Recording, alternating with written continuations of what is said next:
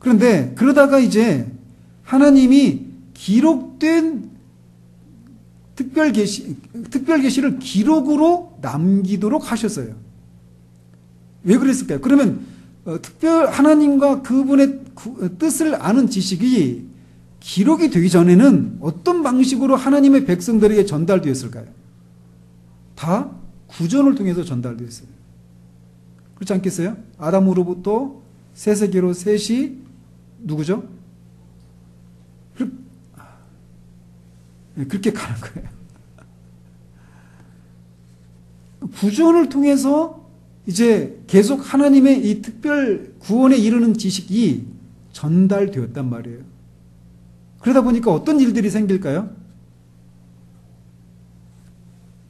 말로 전달되어지면 어떻게 돼요? 왜곡되고 또 잘못될 가능성들이 있게 되는 거예요. 그래서 이제 기록된 방식의 특별 계시를 하나님이 교회에 주실 필요가 있게 된 것입니다. 그것을 이제 4번 문장에서 말하고 있어요. 같이 한번 보십시다. 시작. 그리고 나중에는 진리를 더 잘 보존하고 전파하기 위하여, 그리고 육신의 부패와 사탄과 세상의 악에 맞서서 교회를 보다 견고하게 세우고 위로하기 위하여 그 진리를 전적으로 기록하여 두기를 기뻐하셨다. 그래서 오늘 우리 읽은 이 성경 본문에서처럼 또 어려서부터 성경을 알았나니 성경은 능히 너로 하여금 그리스도 예수 안에 있는 믿음으로 말미암아 구원에 이르는 지혜가 있게 하느니라 라고 말하면서 그 성경이 어떤 방식으로 기록되었는가, 또 무엇을 위해서 기록되었는가라고 하는 것을 오늘 본문에서 우리에게 말해주고 있어요. 그러면서 하나님께서는 구원에 관한 특별 계시를 초자연적인 방식으로 아까 말씀드린 것처럼 여러 시대 여러 모양으로 보여주셨어요. 그리고 그것들을 이제 구약과 신약의 성경으로 기록하게 하셨다라는 겁니다. 거기에는 첫 번째 이유가 진리를 더 잘 보존하고 전파하기 위해서예요.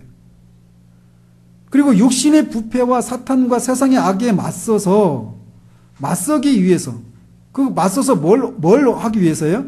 교회를 보다 견고하게 세우고 위로하기 위해서 그 진리를 기록하게 하셨다라고 말하고 있습니다. 인간은 언젠가는 죽습니다. 영원히 살지를 못해요. 그러니까 그거를 누군가한테 전달해 주지 않으면 그 계시가 끊어져 버리게 되는 거죠. 또 한 인간이 담기에는 하나님과 그 구원에 이르는 지식, 구원에 이르게 하는 하나님의 그 구원의 뜻, 이거를 한 인간이 담기에는 너무 방대한 거예요. 그 인간이 가지고 있는 그런 한계들, 이런 것들 때문에 진리가 잘 보존되지 못하고 또 전파되기 쉽지 않은 그런 한계들을 가지고 있는 거예요. 또 인간의 부패, 사탄의 그런 진리를 회방하는 것들, 이런 것들을 방지하기 위해서 적극적으로는 모든 세대의 교회를 견고히 세우고 위로하기 위해서 성경이라고 하는 기록된 형태의 특별 계시를 하나님이 교회에 허락하신 거예요. 따라서 성경은 누구를 위한 계시입니까? 교회를 위한 계시예요. 그죠? 성경은 교회를 위한 계시인 것입니다. 따라서 교회는 어디 위에 서 있는 것이다 라고 말할 수 있어요? 성경 위에 서 있는 것이다 라고 말할 수 있는 거예요. 즉 성경은 다른 말로는 교회의 반석이다 이렇게 말할 수 있죠. 그런데 예수님이 성경의 중심은 무엇입니까? 성경의 중심 이야기가 뭐예요? 예수 그리스도예요. 그러니까 성경의 중심이 예수님이기 때문에 결국 성경이 교회의 반석이잖아요. 근데 성경의 중심이 누구라고요? 예수 그리스도예요. 그러면 이 교회의 반석은 누구다라고 말할 수 있어요? 예수 그리스도이시다 이렇게 말할 수 있어요. 따라서 이 성경의 중심이고 교회의 반석이신 예수 그리스도를 떠나서 해석하면 된다 안 된다? 안 되는 거예요. 그러니까 성경을 읽어도 우리가 도대체 이게 어렵고 잘 이해가 안 된다. 뭘 말하는지 모르겠다. 이렇게 되는 이유가 뭐냐면 성경의 중심 이야기가 예수 그리스도에 관한 이야기인데 예수 그리스도 중심적으로 성경을 읽어낼 수 있는 능력이 없기 때문에 성경이 이해가 안 되는 거예요. 이것은 또 다른 말로는 한 교회가 말씀 중심의 교회인가 아닌가는 무엇을 가지고 판가름할 수 있다라고 말할 수 있어요? 그 말씀이 예수 그리스도를 가리키고 예수 그리스도로부터 어떤 말씀들, 어떤 교훈들을 이끌어내는 것이 아니라면, 즉 예수 그리스도 중심적인 그런 설교 가르침이 전해지지 않는 그런 설교, 그런 교회라면 그거는 참된 교회가 아닌 거예요. 성경을 제대로 풀고 있는 것이 아닌 거예요. 그러니까 성경을 읽으면서 엉뚱하게 그냥 문자적으로 막 해석하는 거죠. 예수 그리스도 중심적으로 성경을 풀지 않고 자의적으로 또는 어떤 윤리적이고 도덕적인 교훈만을 끌어내는, 물론 거기에 도덕과 윤리가 분명히 있어요. 그런데 도덕과 윤리, 그런 실천, 삶의 실천을 얘기할 때도 항상 그리스도와 연관시켜서 그리스도로 인해서 우리에게 어떤 일이 일어났고 그 그리스도와 우리는 어떤 사람이 되었기 때문에 그러므로 우리는 어떻게 살아야 되나 이렇게 나가야지, 그런 그리스도와 연관이 없이 어떤 기독교적인 삶과 실천을 얘기한다면 그거는 성경을 제대로 풀고 있는 것이 아니게 되는 것이에요. 참된 교회는 결국 성경의 중심이신 예수 그리스도를 바르게 전하고 있는가 아닌가에 의해서 결정이 되는 것입니다. 그래서 성경을 읽을 때 그리스도 중심으로 읽지 않으면 어떤 적용이 나올 수밖에 없을까요? 우리 모세가 이렇게 했으니까 우리도 모세처럼 이렇게 하십시다. 아브라함 이렇게 했으니까 우리도 아브라함처럼 하십시다. 이런 설교밖에, 도덕적인 설교밖에 나오지 않는 거예요. 그렇지 않겠어요? 그리스도가 빠져 있으니까. 특히 어느 신약보다는 구약 성경을 그렇게 해석하기가 쉽죠. 그죠? 근데 구약이나 신약이나 다 누구를 가리키고 있느냐면 예수 그리스도를 가리키고 있는 거예요. 여자의 후손으로부터 시작해서.